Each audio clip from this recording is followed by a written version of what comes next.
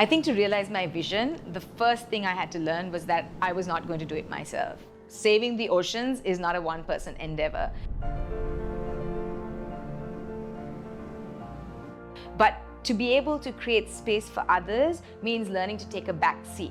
I see myself as an opportunity creator, so create opportunities for people that I think have far more skills and ability than I have, and then opening these doors and holding them open so people can surpass me and go on to do the incredible things that they have the capacity to do. I think that's the only way we're going to save the ocean, which is 70% of our planet. The pathway that we in Snow Change and myself believe in really builds on this idea of thinking about and undoing the damages of the past century to survive the present century. So all of the work that I do, whether it's rewilding or maintaining traditional knowledge and supporting environmental conservation and things like that, is aimed towards one single purpose. How do we keep these lands intact, and also the humans and non-humans that are here? My vision for my initiative is that one day we don't need learn. One day there is an Afghanistan that doesn't need to have that crisis on every news outlet. Doesn't have to be people are starving in my country.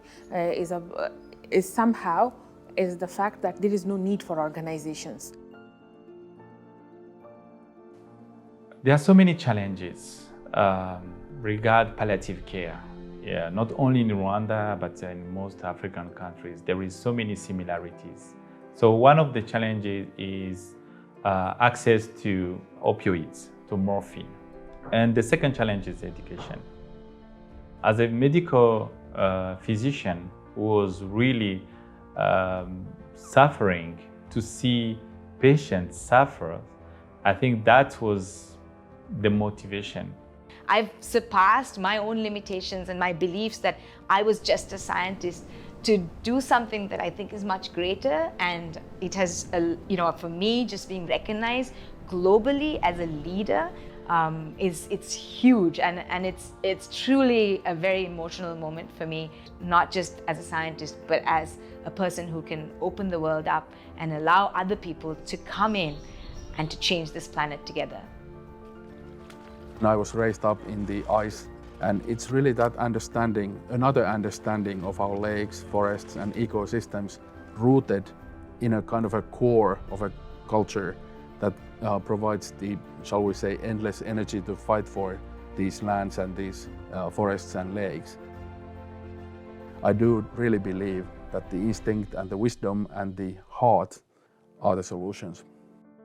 When Learn started, we started with 5 digital schools and 900 students. And in the past 3-4 years, we have grown so much that we have 7,000 girls.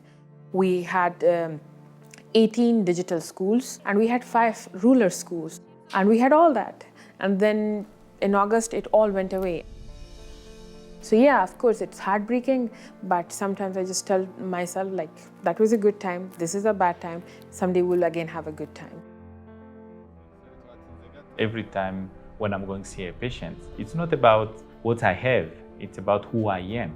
It's about my presence in front of the patient that makes a difference.